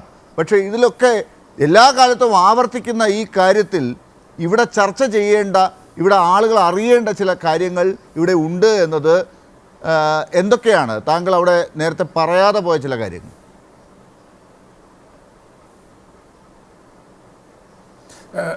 ലാൽ, ഇതിലോട്ട് കടക്കുന്നതിന് മുമ്പ് ഞാനൊരു പ്രധാനപ്പെട്ട ഒരു കാര്യം പറയാം. ജോൺ ബ്രിട്ടാസ് ശ്രദ്ധിച്ചിട്ടുണ്ടോ എന്നുള്ള അറിയില്ല. അദ്ദേഹം ഈ പറഞ്ഞ ഈ ട്വീറ്റിൻ്റെ കാര്യം വളരെ പ്രധാനപ്പെട്ട ഒരു കാര്യമാണ്. അത് ഞാൻ സംസാരിക്കാൻ അതിനെക്കുറിച്ച് ആഗ്രഹിക്കുന്നുണ്ടായിരുന്നു. പക്ഷേ അതിൽ ഏറ്റവും പ്രധാനപ്പെട്ട കാര്യം ഈ കഴിഞ്ഞ 48 മണിക്കൂറിൽ വളരെ വ്യക്തമായിട്ടുള്ള സൂചനകളുണ്ട് അമേരിക്കൻ ഇൻ്റർവെൻഷൻ നടക്കുകയാണെന്നുള്ളത്. വളരെ വ്യക്തമായിട്ടുണ്ടായിരുന്നു. അത് ഇന്നത്തെ അത് കാരണം ഈ ട്രംപിൻ്റെ ഇത് ഞാൻ ഇന്നലെ എഴുതുകയും ചെയ്തു. ഡീഎസ്കലേഷൻ വരാൻ പോവുകയാണ്. ഈ ഡീഎസ്കലേഷൻ വരുന്ന സമയത്ത് വരുന്നതിന് മുമ്പായിട്ട് ഇന്ത്യയിലെ പ്രതിപക്ഷ പാർട്ടികൾ അവർ പൊസിഷൻ ചെയ്ത് നിൽക്കണം. അവർക്കൊരു കൺസ്ട്രക്റ്റീവ് റോൾ വേണം ഫ്യൂച്ചറിലേക്ക്. അതിനായിട്ട് തയ്യാറെടുത്തോളണമെന്നും പറഞ്ഞ് ഞാൻ ഇന്നലെ എഴുതിയതാണ്. ഇന്നലെ രാത്രി അപ്പോൾ അതിലെ ഏറ്റവും പ്രധാനപ്പെട്ട ഒരു സംഭവം ഏതാ? ഡൊണാൾഡ് ട്രംപ് അങ്ങനെ ആർക്കെങ്കിലും ആഗ്രഹം ഉണ്ടായിരുന്നെങ്കിൽ അതിനെ പൊളിച്ചു കളഞ്ഞോ അദ്ദേഹം നേരത്തെ ഇത് ബ്രേക്ക് ചെയ്തിട്ട്?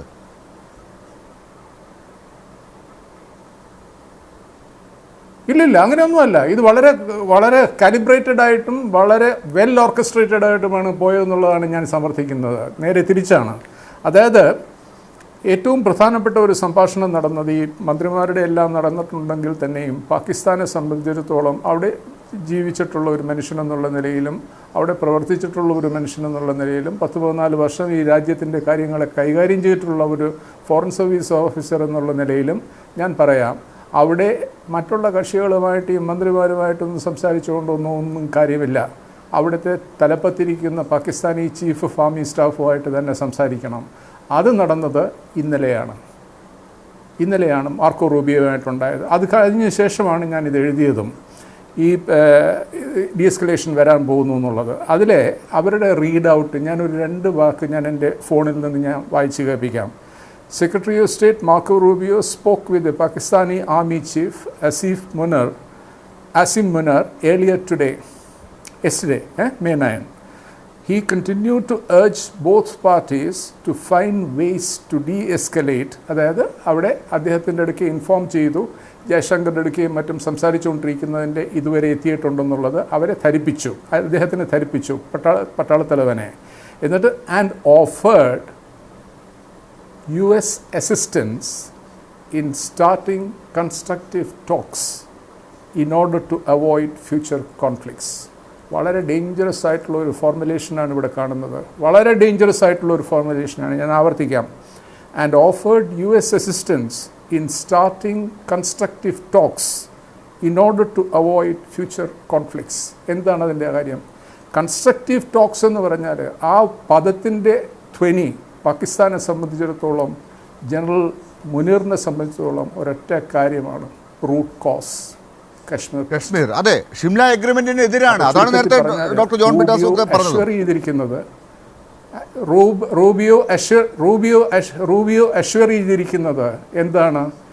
ഈ കാര്യത്തിൽ അമേരിക്ക സഹായിക്കാം, കൺസ്ട്രക്റ്റീവ് ടോക്സ് തുടങ്ങണമെന്ന് ഇന്ത്യയും പാകിസ്ഥാനും തമ്മിൽ, in order to avoid future conflicts. അതായത് പാകിസ്ഥാൻ്റെയും നിലപാട് എല്ലാ കാലങ്ങളിലുമുള്ളത് ഈ കോൺഫ്ലിക്ട്സിൻ്റെ റൂട്ട് കോസ് ഇതാണ്, ടെററിസം വരുന്നതും അതിൻ്റെയും റൂട്ട് കോസ് ഇതാണെന്നുള്ളതാണ് പാകിസ്ഥാൻ്റെ നിലപാട്. ആ ജനറലിൻ്റെ അടുക്കെയാണ് അഷുറൻസ് കൊടുത്തിരിക്കുന്നത്. ഈ അഷുറൻസ് കൊടുത്തിരിക്കുന്നത് ഏറ്റവും അപകടം പിടിച്ച കാര്യം അതാണ്. നമ്മളുമായിട്ട് സംസാരിച്ചതിന് ശേഷമാണ് ഈ അഷുറൻസ് കൊടുത്തിരിക്കുന്നത്. അപ്പോൾ എന്താണ് ഇതിൽ നിന്ന് മനസ്സിലാക്കുന്നത്? ഇതെവിടെ തുടങ്ങി? പഹൽഗാമിൽ ഉള്ള ഹണിമൂണേഴ്സിനെ കൊന്നതിനെ ചുറ്റിപ്പറ്റി തുടങ്ങിയിട്ട് അതിനെ അവിടുത്തെ പാഴ്ചകളെ അന്വേഷിക്കുന്നതിന് പകരം ആ പാഴ്ചകൾ അന്വേഷിപ്പിച്ച് പല ചോദ്യങ്ങളും വരും. കാശ്മീർ ടൂറിസത്തിന് തുറന്നു കൊടുക്കാനുള്ള ഒരു ഘട്ടത്തിൽ എത്തിയോ? അവിടുത്തെ നോർമൽസി അവിടെ തൊട്ട് തുടങ്ങേണ്ടതാണ്. അതിനുശേഷം ഇതിന് ആർക്കുത്തരവാദിത്യം? എൻ്റെ അഭിപ്രായത്തിൽ ഈ ആഭ്യന്തര രംഗത്തുള്ള ഈ പാഴ്ചയ്ക്ക് ഏറ്റവും തലപ്പത്തിരിക്കുന്ന ആളുകൾ എക്സ്പ്ലെയിൻ ചെയ്യേണ്ടതാണ്. അവർ ഇതിൽ ലയബിളാണ്, കൾപ്പബിളാണ്. അത് ചെയ്യുന്നതിന് പകരമാണ് ഉടനെ ട്രാൻസ്ഫർ ചെയ്യുകയാണ്, വേറൊരു സൈനർജി ക്രിയേറ്റ് ചെയ്യുന്നതിന് ട്രാൻസ്ഫർ ചെയ്യുകയാണ് ചെയ്തത്. എന്നിട്ട് അതിനുശേഷം 72-84 മണിക്കൂർ കഴിയുമ്പോൾ എവിടെ എത്തിയിരിക്കുന്നു?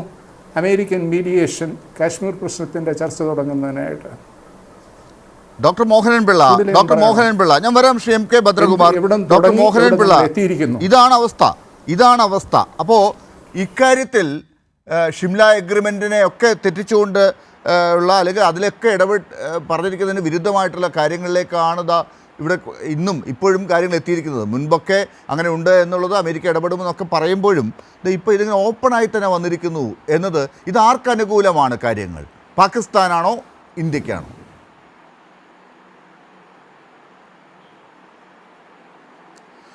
ഡോക്ടർ ലാൽ, അതിനകത്ത് ഞാൻ കൈരളി തന്നെയല്ല, മിക്കവാറും എല്ലാ ചാനലുകളിലും വരുമ്പോഴും പറയുന്ന ഒരു കാര്യമുണ്ട്. അത് ഓൾമോസ്റ്റ് കൃത്യതയും ഉണ്ടെന്നാണ് എനിക്ക് തോന്നുന്നത്. ഇന്ത്യ മനസ്സുകൊണ്ട് ഒരു ഫുൾ ഫ്ലഡ്ജ് വാറാണ് ആഗ്രഹിക്കുന്നതെങ്കിലും അത് തന്നെയല്ല ആഗ്രഹിക്കുന്നില്ലെങ്കിൽ പോലും ഒരു രാജ്യം ഇങ്ങനെയുള്ള ഒരു ക്രിട്ടിക്കൽ സിറ്റുവേഷൻ വരുമ്പോൾ മൊബൈലൈസ് ചെയ്യുക എന്നുള്ളത് ബേസിക്കായിട്ടുള്ളൊരു കാര്യമാണ്. നമ്മൾ മധ്യപ്രദേശിലോ ബീഹാറിലോ ഒക്കെയുള്ള ഈ പീസ് യൂണിറ്റിലുള്ള സ്റ്റാറ്റിക് യൂണിറ്റിലുള്ള not the forward post I am talking about യൂണിറ്റിലുള്ള ഫോഴ്സിനെ ഒന്നും മൂവ് ചെയ്തിട്ടില്ല. നമ്മൾ ഒരു ഇഷ്യൂ ഉണ്ടാകുമ്പോൾ യുദ്ധം ഉണ്ടാവുമോ ഇല്ലയോ അല്ലെങ്കിൽ എസ്കലേഷൻ ഉണ്ടാകുമോ ഇല്ലയോ എന്നുള്ളത് സെക്കൻഡറിയാണ്. But force or troops mobilization is mandatory. അത് I think Bhadrakumar sir will also agree with. Number 1. Number 2, എല്ലായ്പ്പോഴും ഞാൻ പറയാറുണ്ട്, ഓക്കെ, പാകിസ്ഥാൻ അല്ലെങ്കിൽ ടെററിസ്ഥാൻ, ഞാൻ അഡ്രസ്സ് ചെയ്യുന്ന ടെററിസ്ഥാൻ ഒരു ദുർബല രാജ്യമാണ്. ഒരു ദുർബല രാജ്യം എന്തുകൊണ്ട് ഇന്ത്യ പോലുള്ള ഒരു സ്ട്രോങ് ആയിട്ടുള്ള രാജ്യത്തിനെതിരെ ഈ കോപ്പ് കൂട്ടുന്നത് എന്താണ്? അതിന് പിന്നിലൊരു കാരണമുണ്ട്. ഒരു ദുർബല രാജ്യം, ഒരു വീക്കായിട്ടുള്ള ഒരാൾ വളരെ സ്ട്രോങ് ആയിട്ടുള്ള ഒരാളിനെ വെല്ലുവിളിക്കണമെന്നുണ്ടെങ്കിൽ ആ ആളിൻ്റെ പിന്നിൽ വളരെ സ്ട്രോങ് ആയിട്ടുള്ള ശക്തിയുണ്ട്. ആ ശക്തിയെ എല്ലാവരും ഡീവിയേറ്റ് ചെയ്ത് കാണിച്ചുകൊണ്ടിരുന്ന ചൈന എന്നാണ്. പക്ഷേ ഞാൻ അന്നും ഇന്നും എല്ലായ്പ്പോഴും പറയുന്നത് ചൈനയല്ല, ഇത് കണ്ണിങ് ജക്കോൾ US തന്നെയാണ് എന്ന് എല്ലാ ചാനലിലും ഞാൻ പറയുന്നുണ്ട്. അവരെ ഒരു കാരണവശാലും വിശ്വസിക്കാൻ പറ്റില്ല. അതുകൂടാതെ തന്നെ ഇന്ത്യയും നമ്മുടെ അയൽ രാജ്യവും തമ്മിലുള്ള കൺഫെഡറേഷൻ 47 മുതൽ എന്നൊക്കെ ഉണ്ടായിട്ടുണ്ടോ, ഐദർ ഡയറക്ട്ലി ഓർ ഇൻഡയറക്ട്ലി യുഎസിൻ്റെ ഇൻ്റർഫിയറൻസ്, ഒരു എക്സെപ്ഷൻ ഒഴികെ 71 ഇന്ദിരാഗാന്ധി അവിടെ ചെന്നപ്പോൾ അവിടുത്തെ പ്രസിഡൻറ്റുമായിട്ട് ഈ ഇഷ്യൂവിൽ നിങ്ങളുടെ കൺസെൻറ്റ് ഞങ്ങൾക്ക് വേണ്ട, അപ്പോൾ സ്ട്രെയിറ്റ് അവേ ഒരു പ്രസിഡൻറ്റ് പറയുകയാണ് നിങ്ങൾ യുദ്ധത്തിന് പോകരുതേ എന്ന്, യു കനോട്ട് അറ്റാക്ക് പാകിസ്ഥാൻ എന്ന് പറഞ്ഞപ്പോൾ ഞാൻ നിങ്ങളുടെ കൺസെൻറ്റ് എടുക്കാൻ വന്നതല്ല, നിങ്ങളോട് പറയാൻ വന്നതാണെന്ന് പറഞ്ഞ് ഇവിടെ വന്ന് പിന്നീടുണ്ടായ സംഭവങ്ങളൊക്കെ നമുക്കറിയാവുന്നതാണ്. അപ്പം ഡയറക്ട്ലി ഓർ ഇൻഡയറക്ട്ലി ഈ ഇൻവിസിബിൾ ഹാൻഡ്, ഐ റിപ്പീറ്റ്, ഈ ഇൻവിസിബിൾ ഹാൻഡ് അവിടെ ഉണ്ട്. അത് സ്വാഭാവികമാണ്. അതിനുള്ള കാരണം മേ ബി ഞാൻ പറഞ്ഞല്ലോ, ഇന്ത്യൻ ഡിഫൻസ് ഫോഴ്സസിൻ്റെ കീ സ്റ്റോൺ എന്ന് പറയുന്നത്, ഇന്ത്യൻ ഡിഫൻസ് ഫോഴ്സസിനെ ഈ ലെവലിലോട്ട് ഇൻഫ്രാസ്ട്രക്ചർ വൈസിൽ ഡെവലപ്പ് ചെയ്യാൻ മെയിനായിട്ട് റെസ്പോൺസിബിൾ ആയിട്ടുള്ള എസ്റ്റുവൈൽ USSRO അല്ലെങ്കിൽ ഇപ്പോഴത്തെ റഷ്യയോ ആണെങ്കിൽ ഈ അയൽ രാജ്യത്തെ ഡെവലപ്പ് ചെയ്തിട്ടുള്ള ഒരു രാജ്യം എന്ന് പറയുന്നത് USA ആണ്. അതുകൊണ്ട് ആ ബോണ്ടിങ് അത്ര പെട്ടെന്ന് മാറാൻ പോകുന്നുമില്ല. പിന്നെ AM ഷിനാസ് ഇപ്പോൾ പറഞ്ഞു, കാർഗിൽ US പറഞ്ഞിട്ടാണ് മാറിയത്. അപ്പം US-ന് ഈ എട്ടുകാലി മമ്മൂഞ്ഞിൻ്റെ സ്വഭാവം ഉണ്ട് എന്നുള്ളത് വാസ്തവമാണ്. പക്ഷേ കാർഗിൽ എന്നുള്ളതിൽ ഇൻ്റർനാഷണൽ കമ്മ്യൂണിറ്റിയുടെ കൺസെൻറ്റ്, വി നെവർ, ഒരിക്കലും LOC ക്രോസ് ചെയ്യരുതേ എന്ന് പറഞ്ഞ് ഒരു കാരണവശാലും ലൈൻ ഓഫ് കൺട്രോൾ ക്രോസ് ചെയ്യാതെ ഹൈറ്റിലിരിക്കുന്ന നമ്മളുടെ പോസ്റ്റ് അവർ ഒക്കുപ്പൈ ചെയ്തിട്ട് നമ്മൾ അത് തിരിച്ചു പിടിക്കാൻ വളരെ കഷ്ടപ്പെട്ടു. ഈ ഒരു പോളിസി ഉള്ളതുകൊണ്ട് LOC ക്രോസ് ചെയ്യരുത്, അത് US ഡിക്റ്റേറ്റ് ചെയ്താണ്, ഇന്ത്യ അത് ആക്സെപ്റ്റ് ചെയ്തു. ലൈൻ ഓഫ് കൺട്രോൾ ഒരിക്കലും നമ്മൾ ക്രോസ് ചെയ്യില്ല എന്നുള്ളത് അത് നമ്മുടെ ഒരു ബേസിക് സ്ട്രക്ചർ ആണെന്നുള്ള രീതി ഹൈലൈറ്റ് ചെയ്തിട്ട് ഇത് ചെയ്തതാണ്. അപ്പോൾ കാർഗിലിൽ നിന്ന്, ഈ പോസ്റ്റിൽ നിന്ന് നമ്മൾ അത് ഈ നമ്മുടെ അയൽ രാജ്യം പിൻവാങ്ങിയതല്ല. അതിനകത്ത് എനിക്കൊരു വിയോജിപ്പുണ്ട്. ആ പോസ്റ്റ് ഒക്കുപ്പൈ ചെയ്തവരുടെ എല്ലാവരുടെയും ഡെഡ് ബോഡി മാത്രമാണ് പോയത്. അല്ലാതെ അവിടെ നിന്ന് അവർ US പറഞ്ഞിട്ട് അവർ പിന്മാറിയതല്ല. അത് നമ്മൾ കണ്ടതാണ്. ബൈ എയറും എയർ റെയ്ഡും ബോംബാർഡ്മെന്റും കാര്യങ്ങളും. പക്ഷേ പുസ്തകത്തിൽ എഴുതുന്നത് കുറച്ച് എക്സാജറേറ്റഡ് ആണ്. It is not the fact. പ്രതികരണം തേടുകയാണ് ഇപ്പോൾ ഡോക്ടർ മോഹനൻ പിള്ള പറഞ്ഞതിനോടും. ഒപ്പം തന്നെ ഇത് നോക്കൂ, എന്നിട്ട് ഈ പറയുന്ന കാര്യങ്ങളൊക്കെ എല്ലാവർക്കും അറിയാമെങ്കിൽ ഈ എട്ടുകാലി മമ്മൂഞ്ഞ്, അമേരിക്ക ഇതെല്ലാം ഇങ്ങനെ വിളിച്ചു പറഞ്ഞിട്ടും ഈ കാര്യങ്ങളൊക്കെ നമുക്ക് നേരത്തെ അറിയാമായിരുന്നിട്ടും ഇപ്പോൾ ഇന്ത്യ പറയുന്നത് എന്താണ്? ഇന്ത്യ ഇപ്പോഴും വൈകുന്നേരം മുതൽ ശ്രമിച്ചുകൊണ്ടിരിക്കുന്നത് എന്താണ്? ഇതിനകത്തൊരു മധ്യസ്ഥനുമില്ല, ഇത് ഞങ്ങൾ തമ്മിൽ നേരിട്ട് സംസാരിച്ച് ശരിയാക്കിയതാണ് എന്ന് പറയാൻ ശ്രമിക്കുന്നത് എന്തുകൊണ്ടാണ്? അതിനെ എങ്ങനെ കാണണം?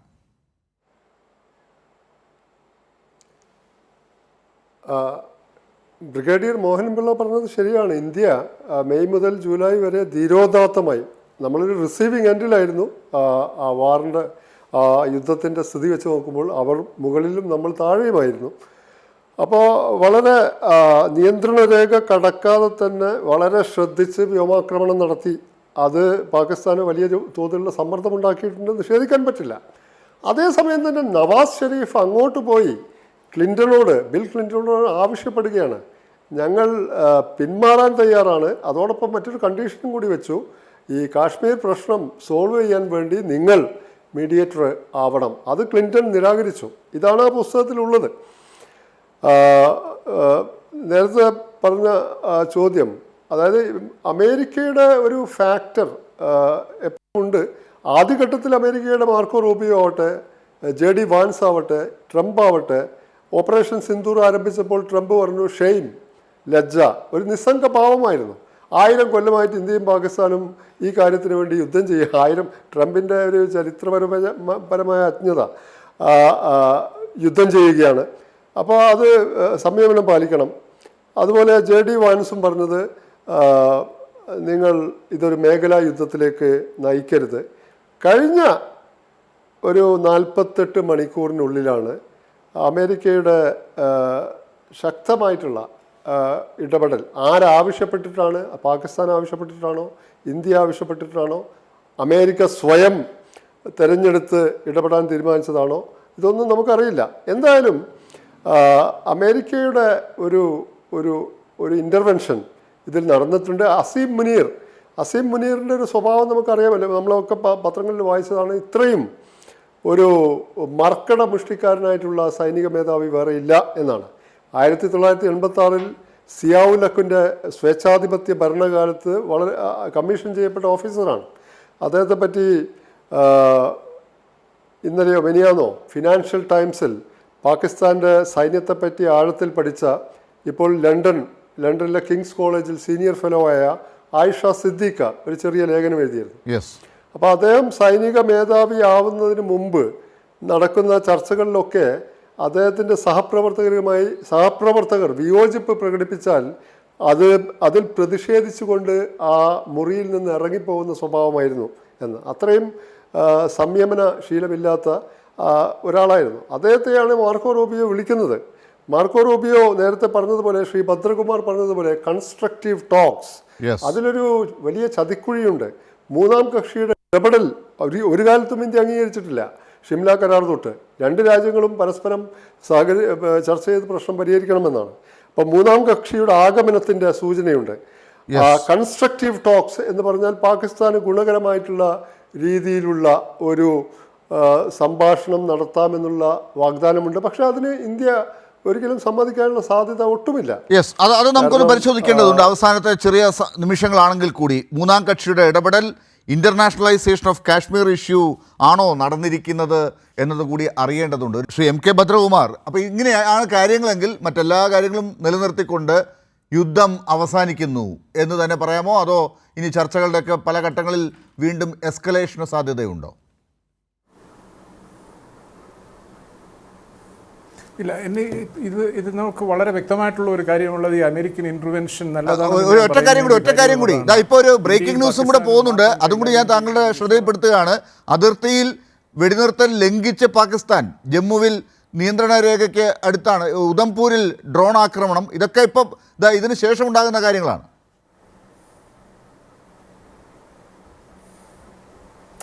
ഫോർമലായിട്ടുള്ള സീസ് ഫയർ അനൗൺസ്മെന്റ് വന്നോ എന്നുള്ളത് അറിയില്ലല്ലോ. സീസ് ഫയറിന് എഗ്രി ചെയ്തു എന്നാണ് ഡൊണാൾഡ് ട്രംപ് പറഞ്ഞിരിക്കുന്നത്. അത് കഴിഞ്ഞതിന് ശേഷം ഒരു സീസ് ഫയർ വരുന്ന സമയത്താണ് ഇതൊക്കെ ഫ്രീസ് ചെയ്യുന്നത്. അത് ഇന്ന മണിക്കൂറിലാണ്, ഇത്ര മണിക്കാണ്, വാച്ചിൽ ഇത്ര മണിക്കാണ് ഇത് നടക്കാൻ പോകുന്നത്, രാത്രി 2 മണിക്കാണോ 3 മണിക്കാണോ, നാളെ വെളുപ്പാങ്കാവിലെ 5 മണിക്കാണോ, അതൊക്കെ പട്ടാളക്കാർ തമ്മിൽ തീരുമാനിക്കേണ്ട കാര്യങ്ങൾ. 5 മണി മുതൽ അത് പ്രാബല്യത്തിൽ വന്നു എന്നാണ് ഡൊണാൾഡ് ട്രംപിൽ നിന്ന് മനസ്സിലായത്. ഇത് വന്നുണ്ടെന്നുണ്ടെങ്കിൽ ഞാൻ ഇവിടുത്തെ വാർത്തകൾ വരുന്നതിന് വിശ്വസിക്കുന്നില്ല. ഞാൻ പ്രധാനപ്പെട്ട ഇതിലോട്ട് കടക്കട്ടെ. ഇങ്ങനെ നമ്മൾ ചെറിയ സംഗതികളിലോട്ട് ഇപ്പോഴത്തെ സ്ഥിതി എടുക്കുമ്പോൾ വന്നത് ഡീഎസ്കലേഷൻ. എനിക്ക് പറയാനുള്ള ഒരു 2-3 കാര്യങ്ങൾ ക്വിക്കായിട്ടുള്ള 1 മിനിറ്റിൽ ഞാൻ പറഞ്ഞുതരാം. ഒന്നാമത്തെ കാര്യം, ഈ ഡീഎസ്കലേഷൻ വളരെ ആവശ്യമാണ്. അത് ഇന്ത്യക്കും പാകിസ്ഥാനും കൈകാര്യം ചെയ്യാവുന്ന ഒരു വിഷയം അല്ലതാനും. അതുകൊണ്ട് അമേരിക്കയുടെ മാധ്യസ്ഥത നല്ലതാണെന്നാണ് എൻ്റെ അഭിപ്രായം. ഡീഎസ്കലേഷൻ വളരെ അനിവാര്യമാണ്, ഒന്നാമത്തെ കാര്യം. രണ്ടാമത്തെ കാര്യം, ഇതിൽ നിന്ന് നമ്മൾക്ക് ചില കാര്യങ്ങൾ മനസ്സിലാക്കാനുള്ളത്, മുന്നോട്ട് പോകുന്ന സമയം ഈ ടെററിസം എന്ന് നമ്മളുടെ ഈ മുദ്രാവാക്യം ഉണ്ടല്ലോ, അതിൻ്റെ വിലപ്പോവലില്ല. ഇപ്പം law of diminishing returns is at work. ഈ മുനീറുമായിട്ട് റൂബിയോ സംസാരിക്കുന്നതിൽ നിന്നുള്ള ധ്വനി വളരെ വ്യക്തമാണ്. അംഗീകരിച്ചു കൊടുത്തിരിക്കുകയാണ് കാശ്മീരാണ് റൂട്ട് കോസ്. അപ്പോൾ അതനുസരിച്ച് നമുക്ക് വളരെ വലിയ പ്രൊഫൗണ്ടായിട്ടുള്ള ഒരു റീതിങ്ക് നമ്മളുടെ ഡിപ്ലോമാറ്റിക് ലെവലിലും പൊളിറ്റിക്കൽ ലെവലിലും ഇവിടെ അനിവാര്യമാകുന്നു. രണ്ടാമത്തെ കാര്യം. മൂന്നാമത്തെ കാര്യം, ഈ വെറുതെ ഇങ്ങനെ ഈ നുണപറച്ചിൽ പോലെ പറഞ്ഞുകൊണ്ടുണ്ടാക്കിയിരിക്കുന്ന സമയത്ത് അതൊരു ഫെയിൽ സ്റ്റേറ്റാണ് പാകിസ്ഥാൻ. അതാണ് ഇത് ഒരു 25-30 വർഷം മുമ്പ് നമ്മൾ പറയുന്ന കാര്യമാണ് പാകിസ്ഥാൻ ഒരു ഫെയിൽ സ്റ്റേറ്റ് ആണെന്ന്. ഭദ്രകുമാർ സാർ, ഞാൻ മോഹൻപിള്ളയെ അടുത്ത് ചോദിക്കട്ടെ. ഡോക്ടർ മോഹൻപിള്ള, എന്താണ് ഈ ബ്ലാക്ക് ഔട്ട് വാർത്തയെക്കുറിച്ച് കേൾക്കുമ്പോൾ വെടിനിർത്തൽ അവസാനിച്ചിട്ടില്ല എന്നുള്ള കാര്യങ്ങൾ വരുമ്പോൾ ഭദ്രകുമാർ സാർ പറയുന്നത് പോലെ ഇതിനൊരു ടൈം കാൽക്കുലേറ്റ് ചെയ്ത് തീരുമാനിച്ച് നമ്മളിനി അങ്ങനെ ഒരു തയ്യാറെടുപ്പിലേക്ക് പോകണോ? ആ ടൈം ഫിക്സ് ചെയ്ത് both the DGMOs as agreed, that is what I came to know. അതാണ് മനസ്സിലാക്കിയത്. പക്ഷേ ഇവിടെ ഞാൻ മനസ്സിലാക്കുന്നത് അത് ഡൗൺ ലെവലിൽ ബോർഡറിൽ ഇരിക്കുന്ന ട്രൂപ്സിൽ വരെ എത്തിയോ ഇല്ലയോ എന്നുള്ളതാണ് ഒരു പ്രശ്നം. ഒന്ന്. രണ്ടാമത്, എത്തിയാൽ പോലും യു നോ ദാറ്റ് രണ്ടു കൂട്ടരും അതായത് ശത്രുത മനോഭാവത്തോടെ ഇരിക്കുമ്പം ഏതായാലും ഇതും കൂടി അങ്ങ് തീർത്തേക്കാം എന്നുള്ള രീതിയിൽ ഇരിക്കുന്ന ഡ്രോണോ അല്ലെങ്കിൽ ബാക്കിയുള്ള എന്തെങ്കിലുമോ അതും കൂടി തീർത്ത് അത് തിരിച്ചു കൊണ്ടുപോകാതിരിക്കാനുള്ള ഒരു പരിപാടി വേണമെങ്കിൽ ചെയ്യാൻ പറ്റും. അവർക്ക് ഈ രണ്ട് രാജ്യങ്ങൾ തമ്മിലുള്ള സീസ് ഫയറിനെ കുറിച്ചിട്ടുള്ള അത്ര ഇമ്പോർട്ടൻസ് അറിയില്ല ഈ ട്രൂപ്സിന്. അവരത് സാധാരണ ഫീൽഡിൽ ചിലപ്പോൾ അത്തരത്തിലുള്ള കാര്യങ്ങളായിരിക്കാം. AM ഷിനാസ്, താങ്കൾക്കൊരു 10 സെക്കൻഡ്.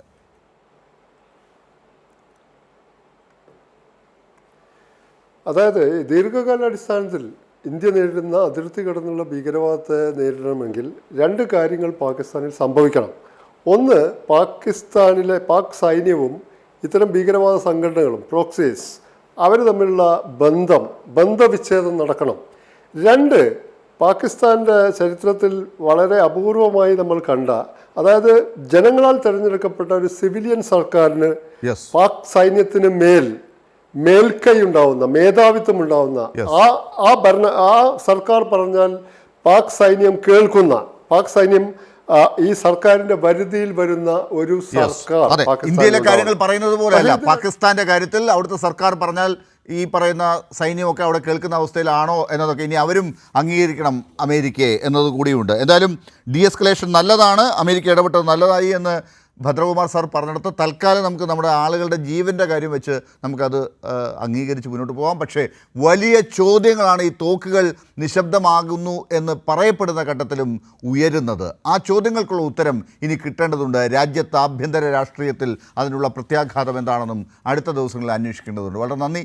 ചർച്ചയിൽ ചേർന്നതിന് ശ്രീ MK ഭദ്രകുമാർ, ഒപ്പം doctor Mohanan Pillai, AM Shinas, John Brittas. News അവസാനിക്കുന്നു.